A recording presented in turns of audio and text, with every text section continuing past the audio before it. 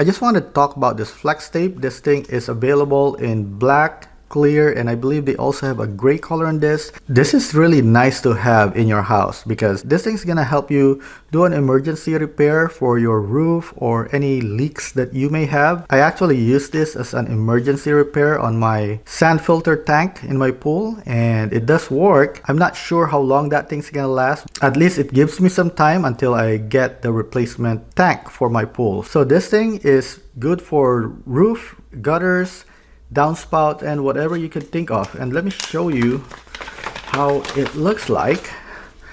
It's actually a kind of like a thick tape, and one side of this is the sticky side. So if you look here, you can actually remove this cover right here, and you can see how sticky this is. See that?